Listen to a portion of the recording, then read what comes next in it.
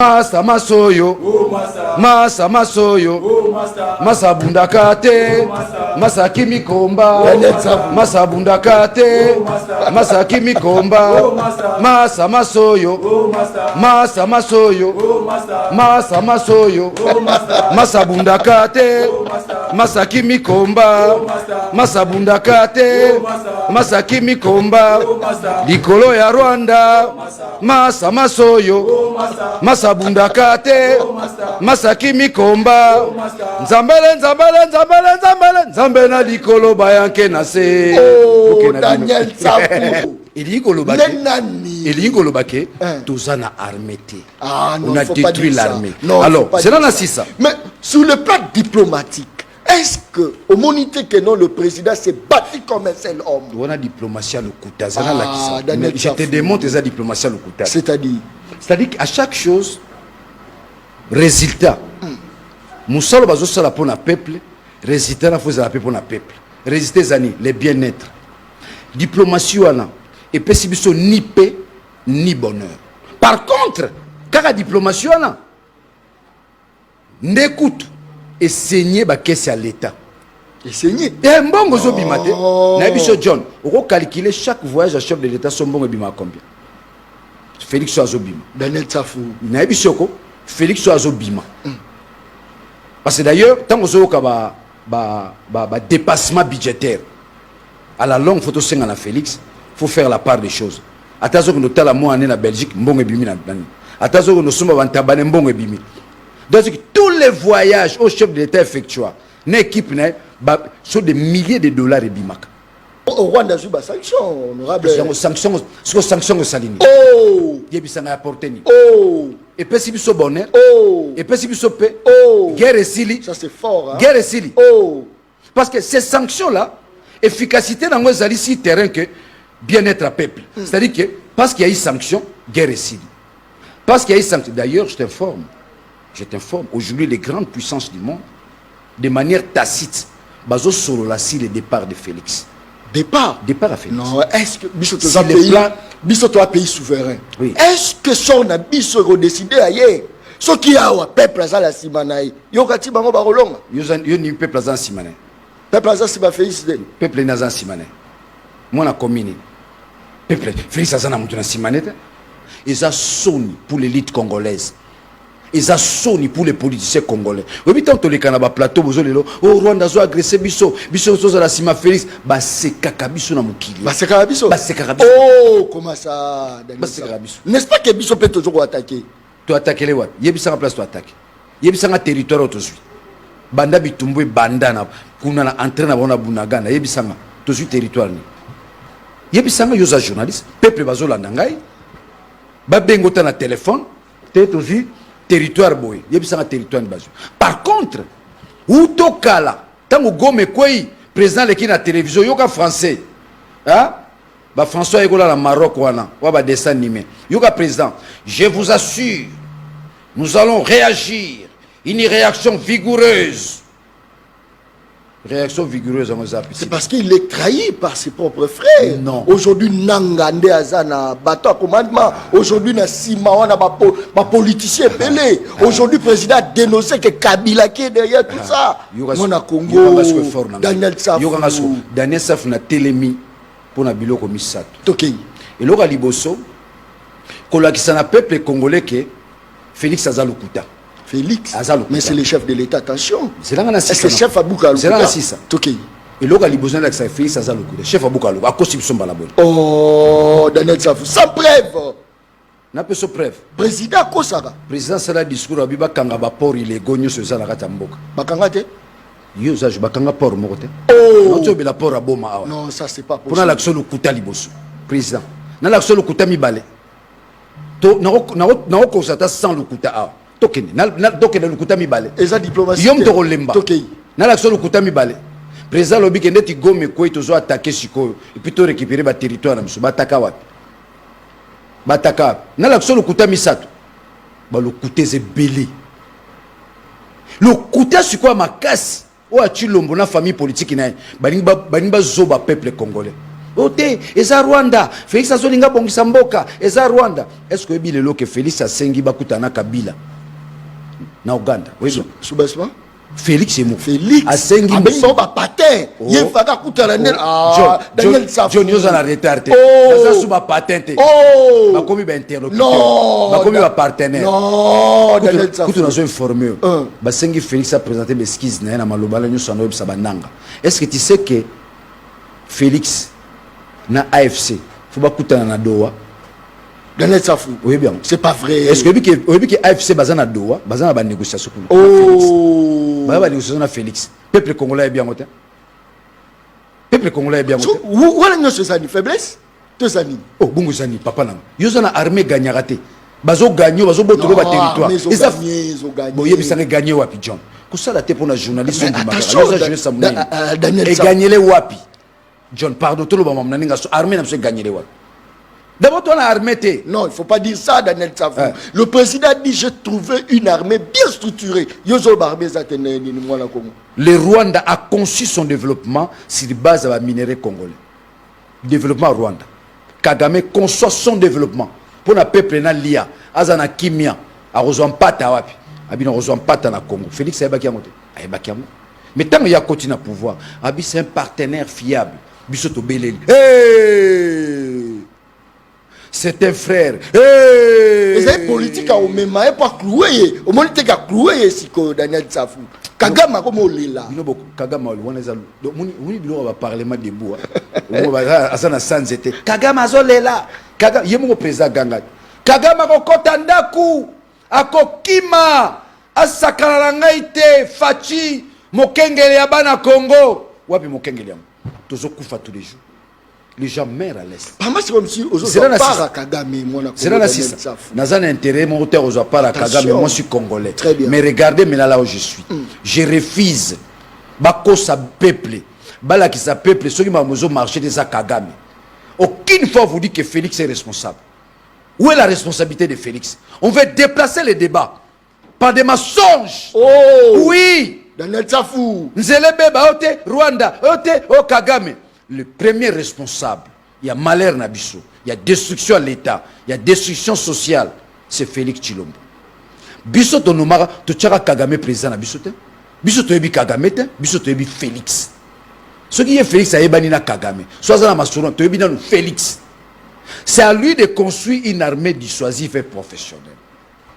C'est à lui de mettre les moyens. Ngape John Muteme Souka et Souka. Mais Muteme Souka bako kambabiso bazo kambabiso lokola ba Yang 6 c'est-à-dire mais c'est-à-dire il y a pas la loi John non ne me poussez pas à dire des choses qui sont vraies. Muteme Souki non Muteme Souki yebisanga maman Soumi no na banda komi premier ministre et là on y a sali na Kinshasa na compte ya gouvernement national et là on y a sali na Kinshasa na Kinshasa maman wana sur la tilinette n'a bon si di putana tie ba beauté na il y a Monique et Souki bon il y a puis un élément tout tika que ce que maman na oyiga za mu Congo te a balande mu bala mu Congo yemo za mu Congo te e ba za nani azane kaka mutu ba zwaka na union sacrée ba tiana nde ba kosa biso et n'est pas mu Congo ande ko ngana zo biso te ngaza mu Congo te ils escroquer so siona foin Daniel foin et bi rien et bi le côté Maman Judith. Ayebelo, c'est une incompétence. Yebisanga, qu'est-ce que l'histoire retiendra dans le passage en tant que Premier ministre? Et ça sonne, hein? Biso to kanisa ki soki moi c'est sikawana to le lara moi si moi ça ressemble à moi différence. Mais les pistes que les hommes. Non, est-ce que ça m'a m'a bêté Daniel Safou? Ça dit d'après yo sous minois, ailleurs au la tourisme. Nalobi tourisme écoute bien. Incompétente. Au balobina français, une incompétence grandiloquente. Daniel Safou. Grandiloquente. Tout ce qu'on peut retenir, aza moi si moi au la tourisme nae. A bendi balar nae, a le contrôle nae, a bongi na ndenge nae, mais musale monanité. Et n'a pas la personnalité. Yo kité premier ministre, ministre na temi, nazoka solo à détournement. Solo à détournement yo ministre Ozana, ministre nazo sala bon. Qu'est-ce qui va s'en suivre après? Il faut une sanction. Ça touche, n'est-ce pas, aux valeurs éthiques.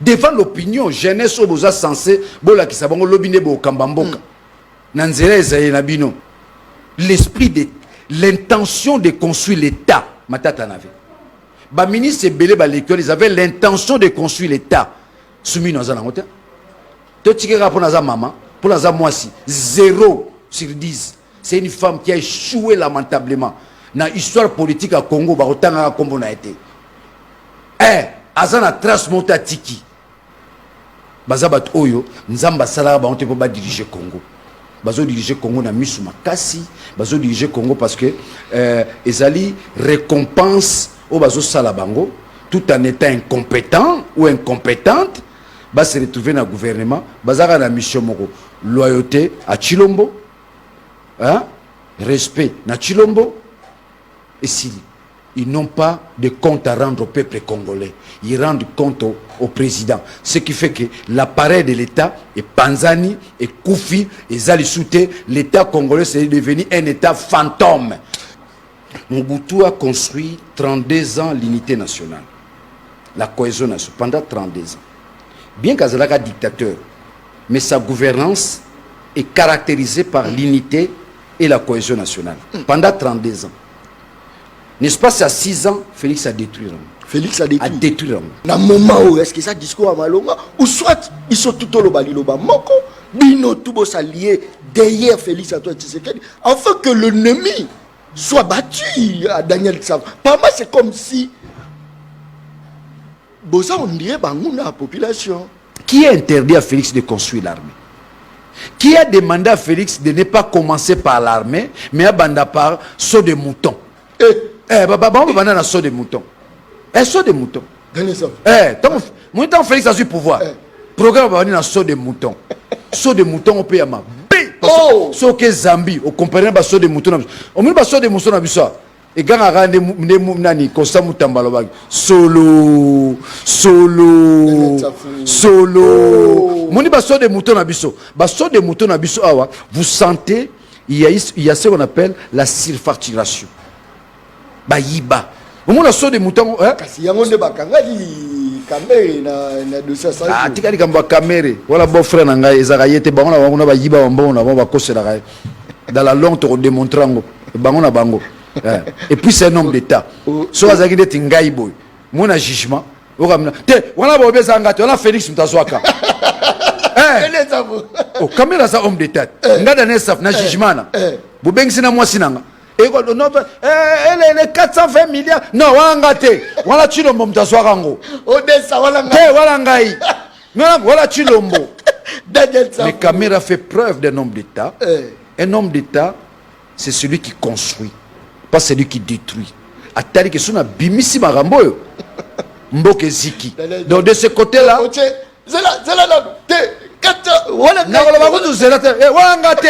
voilà Chilombo. Descendez ngai. Félix a échoué dans sa démarche à rediriger Congo.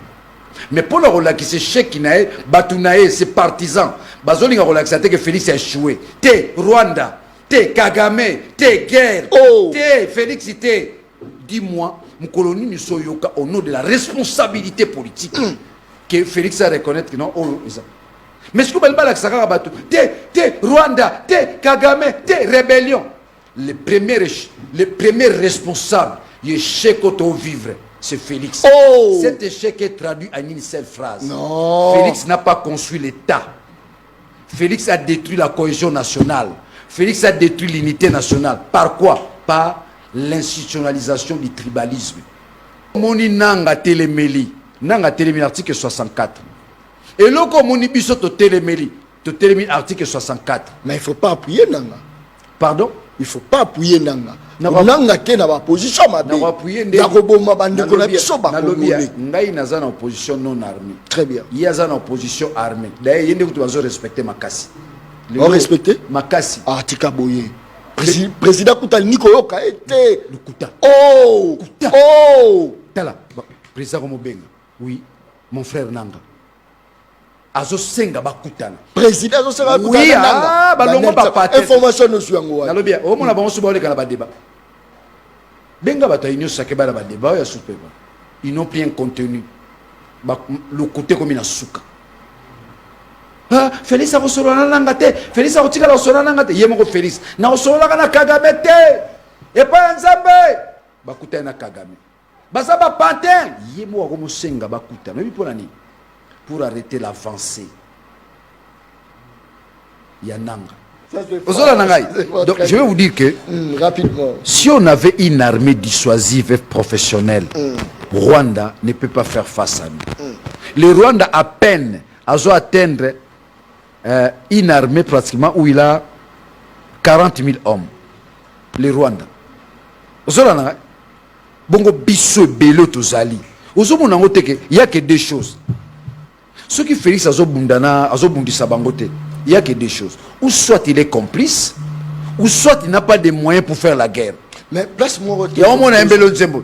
Masa masoyo, masa bundakate, masa kimi komba, to bundande. Au lieu de l'obaro, t'es Rwanda. Mais cette agression rwandaise n'a quitté au condamné. Mais il y a plus de condamnés. Mukolomo to monanga na plateau na condamné agression rwandaise. C'est condamné jamais. Oh, pourquoi? Ah, merci beaucoup. Tu as posé la problématique. Pourquoi? Pourquoi? Parce que les Rwandais n'ont aucune capacité à remenacer Bissau. Et l'ingola qui sera que si les plans internes, on n'est pas organisé, on n'est pas structuré, on n'est pas sérieux. Si nous sommes sérieux, Mukolo Congolais, mettons du sérieux, construisons notre État. Les Rwandais, c'est un petit pays. Ngaï en tant qu'intellectuel, je connais l'histoire du Congo. Hein? Je l'ai lu. Professeur d'université, les Rwandais nous agressent. Vous savez, les Rwandais, il a détruit notre système de défense. Les Rwandais dans sa façon de faire. Les Rwandais. Oh professeur à l'université. Oh thèse bazo komara luenga comme professeur. Donc ba faux professeur na mboko. L'élite congolaise azok sa tout soli na mukilia. Jamais nga Daniel Saf na oyana bandolo. Rwanda azo menacer non. Peuple congolais va kangani une émission rapidement. La démarche de l'année Safou et Zanine. Total Isate, Nyoso Tozoba Rwanda. Oh Joseph Kabila, oh Nin et Alukuta. Le vrai responsable s'appelle Chilombo. Et je profite dans ton émission. Nabitumbo Tozobunda. Tobenga kesu Tshisekedi. Tshisekedi a communauté. Tshisekedi a combat Tatanae. Il est comme on est Félix Chilombo. Tobenga kay Chilombo. Plus Tozobenga kay Tshisekedi. Nous avons tous on a tendance à confondre un leader na biso. Leader Félix a leader.